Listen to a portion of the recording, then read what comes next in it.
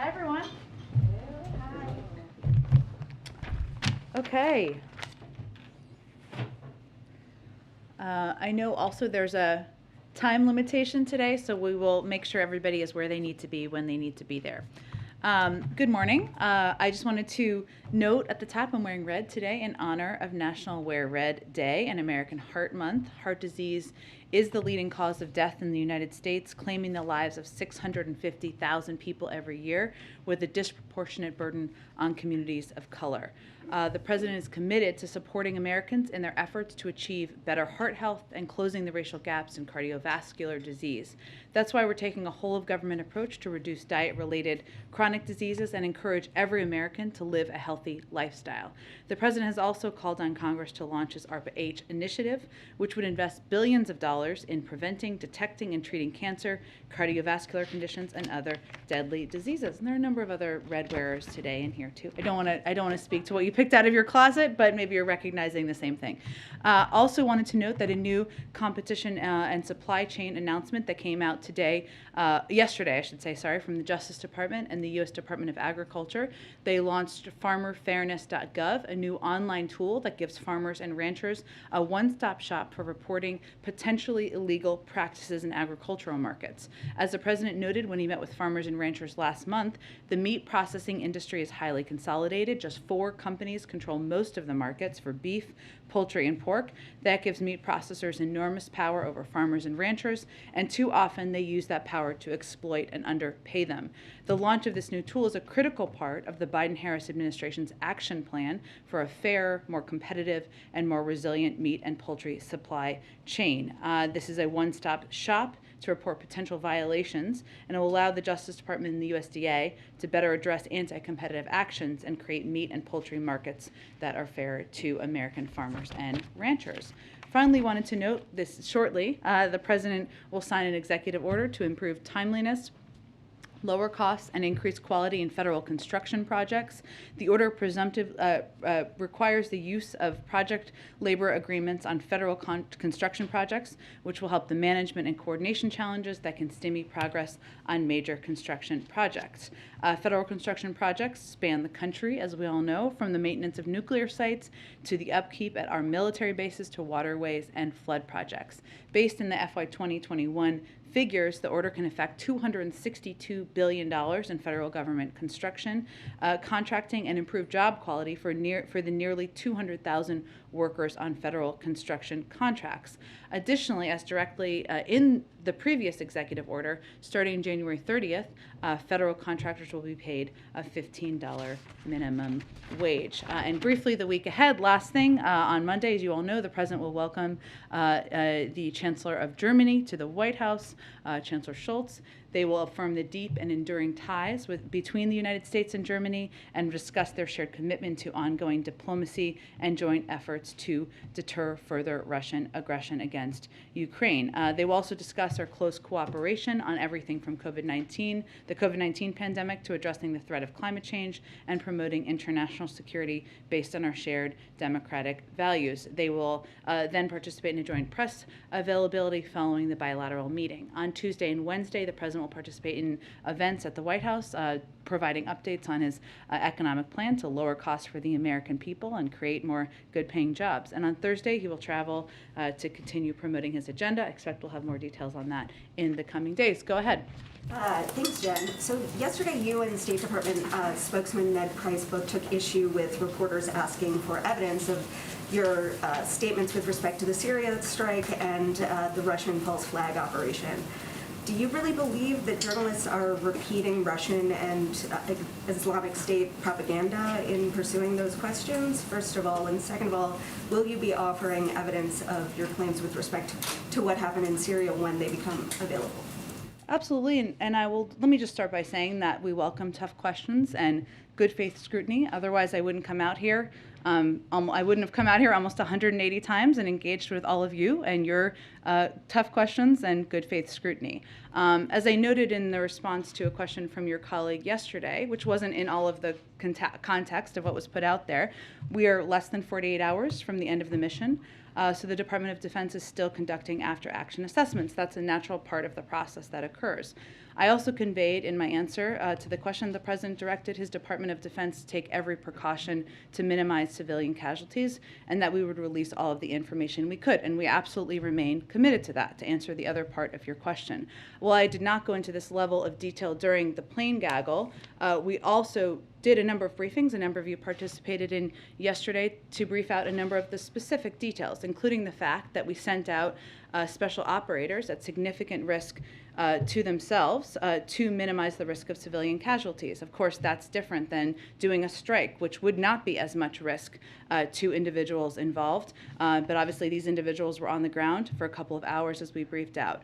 It would have been easier to do an airstrike. But as a result, we have firsthand reports from our elite service members who were on the ground and risked their lives to kill a terrorist responsible for the slaughter and enslavement of the Yazidi religious minority in northwestern Iraq in 2014, who bears responsibility for a recent set of attacks against the Iraqi security forces, and who took a terrorist off the battlefield who seeks to harm Americans. But of course, we respect and value the role of the press. Otherwise, again, I wouldn't be out here with all of you every day, and welcome the scrutiny, welcome the tough questioning. And as I said yesterday, of course, we will do everything we can to provide as many details as possible. But I think it's important, as people are trying to understand this, to note it is different having operators on the ground than an airstrike, where it's a different assessment after action. Jobs report, both administration officials and outside experts expected a worse jobs report than we saw. Yeah. Do you have any sense of why those expectations were off, and what exactly that means for your future sort of policy with respect to the recovery and the economy? Well, what is also true, as much as we had a very encouraging jobs report today, and as we look back to the revisions made as a part of the report this morning, the largest year of job creation ever in American history. Those are certainly things we are proud of, the President is proud of, and we attribute that in part to the actions he took to implement a number of important policies. It is also true, and this is one of the facts that we have been pointing out over the course of the last couple of days, that Omicron forced around 8 million people to take time off of work, and that was during a period of time where it was measured. So that is also true. So some of these people who were sick would not have been counted in these job numbers. And that was a fact we just wanted people to understand as we were leading up to the jobs report. It is also clear that it's very challenging to collect, analyze, adjust the data during this time of the pandemic. We are very grateful to the BLS team that does that, and it's just incredibly challenging during an ongoing pandemic. But we think they've continued to deliver timely information. They've obviously continued to provide updates on a monthly basis when their assessments change. President Xi and Putin met on today, I guess, and released a pretty lengthy statement after that meeting. Moving a little bit further back from the meeting itself, how does the president view the relationship between China, Russia, Xi, and Putin through the lens of his broader foreign policy goals, agenda items, relationships? Well, the president views it as we have our own relationship with China. Secretary Blinken spoke to China's Foreign Minister Wang and underscored just recently, last week, and underscored the global security and economic risk posed by further Russian aggression against Ukraine, and conveyed that de-escalation and diplomacy are the responsible way forward. We've also conveyed that a destabilizing conflict in Europe would impact China's interests all over the world, and certainly China should know that. So certainly we have our own relationship where we engage directly at a very high level, as you all know, but our focus right now is continuing to unite with allies and partners to respond decisively if Russia further invades Ukraine. Are there any concerns about that relationship if it gets closer, if it becomes more intertwined in terms of U.S. posture and role in geopolitical spheres? Well, again, what we have control over is our own relationships and the projection of our own values, and also looking for ways to work with countries even where we disagree, and that is part of diplomacy. I would note that because some of the reporting has accurately assessed or raised the question of what took place in these conversations. We don't have anything to update on that. I don't think you would expect, but the size and the scope of economic measures on the table that we're talking about as it relates to Russian aggression or the potential of invasion are unprecedented. It would pose massive consequences for the Kremlin, and the inputs to, and I think it's important for people to understand that the inputs to the major foundational technologies of the world still come from the West. And so there is an enormous amount of power we have as we work to continue to strengthen our diplomatic efforts with our partners around the world. And just one more quick one, and obviously I'm not going to try and repeat what Matt did yesterday with Ned, because I know you've experienced at times in a past life. But I do. I had many engagements with Matt Lee in my time. The idea, though, and you've done this a couple times in the British Act to some degree as well, getting out in front. I think almost giving insight into intelligence that perhaps past administrations, including past Democratic administrations, would not have done. Yeah. Can you explain kind of the thinking in that strategically and why you guys have decided to get out in front on these types of things in this moment in time? Sure. So over the past several months, we, but also a number of our allies, have developed a significant amount of credible intelligence about Russian efforts to use a false pretext to justify an invasion of Ukraine. And this evidence mirrors both public reporting and Russian accounts in past conflicts. And I would note a number of your outlets obviously have reporters on the ground, right, who are seeing for themselves what is happening. What is also true is that we've seen Russians' actions over the past few years. If you look just back at past precedent, it doesn't mean it's guaranteed to repeat, but it is important for people to understand contextually what they're capable of and what tactics they've used in the past. And sometimes you do see repetition of that. So a few years ago, for example, Russia's defense ministry falsely accused the United States of running a clandestine biological weapons lab in the country of Georgia, enabling Russia's efforts to destabilize the Georgian government. Russia also used to fabricate stories in Syria about how attacks on international aid convoys were undertaken by rebels or terrorists instead of the Assad regime to enable Russia's continued support for the Assad government. If you look back at 2016, the Russian media manufactured a false claim of sexual assault against a Russian immigrant named Lisa by German refugees in order to stoke hysteria against Syrian immigrants throughout Europe. And there's more. Russian state television aired a false report that claimed the Ukrainian army had crucified a 3-year-old Ukrainian boy. That is even more recently. So our objective is to deny Russia the opportunity to use these lies to justify an invasion of Ukraine. And to convey clearly, these are actions we're seeing that are straight out of their playbook. We've seen them run false flag operations in the past and use confusion to launch military action many times in history. Of course, we would prefer to make as much underlying information available as we can. And in fact, what we conveyed yesterday and was conveyed by my colleagues at the Defense Department and State Department was the result of declassifying information. There are limitations because of compromising intelligence sources and methods. But what we're trying to do is take steps to deny Russia the opportunity to use lies, to use past tactics to justify an invasion of Ukraine, essentially to avoid war. Go ahead. Thanks, Jen. If Putin decides to make a move into Ukraine, how long does the U.S. believe that the Ukrainians could hold off a full Russian takeover? Jackie, it's a great question. I would really point you to the Department of Defense to make any assessment if they can. And obviously some assessments they may not be in a position to make publicly. That they would not want to share publicly or that they don't know? Again, I'm just conveying that there are some assessments, and obviously you, as the Department of Defense, does a range of contingency planning. I'll let them speak for themselves on what they could lay out publicly for you. And then we've known about the reality of this threat since October. Putin began amassing troops on the border in April.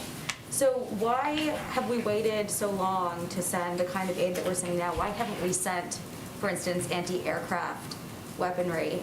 Because if Russia does an airstrike, wouldn't they be able to obliterate what we've sent to them so far? Well, remember the president met with President Zelensky back in, I think it was September, but you can correct me if that's wrong. It was sometime early in the fall, and committed to a large aid package. That is something that we've been implementing and delivering since that point in time. So actually, it's been continuous security assistance that we've been providing to the Ukrainians, an enormous package that we've been providing over the course of the last year. In terms of weapon systems, I had again pointed to the Department of Defense. The feeling within the administration is that we have responded in a timely manner to Ukraine's concerns. I think what's important for people to understand is that this has been continuous. It wasn't that we had never provided aid, whether it's humanitarian or security assistance, and all of a sudden we did recently. That has been a continuous process. We've provided hundreds of billions of dollars in aid, security assistance over the course of not just the last year, but long before that, and including a commitment the president made and was announced around President Zelensky's visit. And then moving on to energy, I mean, gas prices are at a 7-year high here in the U.S., right after OPEC again snubbed requests to increase production. And then there's this energy crisis in Western Europe brewing. Is there any point where the president would consider opening up domestic production in order to mitigate some of this, the inflation, and assist our allies in Western Europe? Well, there's a couple of important questions you raised there. Let me start by saying that as it relates to Europe and the shortage, and that is, or potential, I should say, it doesn't exist currently, or everybody's experiencing high gas prices, but I think you're asking as it relates to a potential invasion. That is something we've been very mindful of and in touch with our European partners and also suppliers about what can be done and how we can ensure or take steps to increase capacity out there to meet those needs should they raise. Some of them is natural gas, some of them is gas, as you know. So that is something we've been quite mindful of.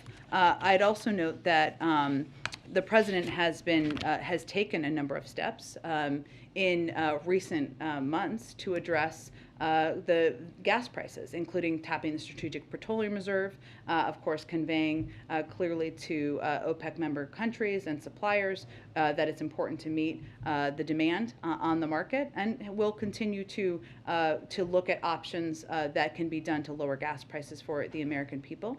In terms of whether or not there could be more oil drilling, I'd point you to the oil companies on what available places they have and if they're maximizing that. My understanding is they're not. Is there any consideration for increasing, for instance, LNG export licenses? I don't have anything to preview for you in terms of additional steps. I can just reiterate to you that the president raises and talks about the importance of taking every step we can to lower gas prices for the American people. And then real quick on the Johns Hopkins study on the lockdowns. There was this meta-analysis that came out of several studies, lockdown during the first wave of COVID in spring of 2020. It found that it only reduced COVID mortality by 0.2% in the U.S. and Europe. And suggested they have little to no public health benefit, but severe consequences for the economy. And it suggests that lockdowns shouldn't be a part of a future pandemic response. Is that the shared view of the administration looking in the rearview mirror? Well, I would first, of course, point you to our health and medical experts for specifics on this specific scientific study. I would note that the president has been clear we're not pushing lockdowns. We've not been pro-lockdown. That has not been his agenda. Most of the lockdowns actually happened under the previous president. What our objective has been is to conveying that we have the tools we need to keep our country open, thanks to the president's leadership and focus on fighting the virus. And that's reflected in the fact that 98% of schools are open. Over 210 million Americans are fully vaccinated. We have the tools to avoid lockdowns, and we're not moving back, and that's our intention at this point. So you guys do believe then that the lockdowns were more harmful than helpful? Again, I would point you to our scientific experts on the specifics of a study, but the president's agenda, the president's approach has not been lockdowns. It has been using the tools we have to prevent that. Good. On the Supreme Court nomination, Senator Ben Ray Lujan's office is saying today he's going to be out for 4 to 6 weeks. I know you've obviously wished him well. Hopefully it's shorter than that, but sometimes these recoveries don't always go as planned. So is the White House thinking at all about timing, given the senator's potential absence? Is that affecting at all how the president is now thinking about this nomination versus how he would have been thinking about it a week ago? No.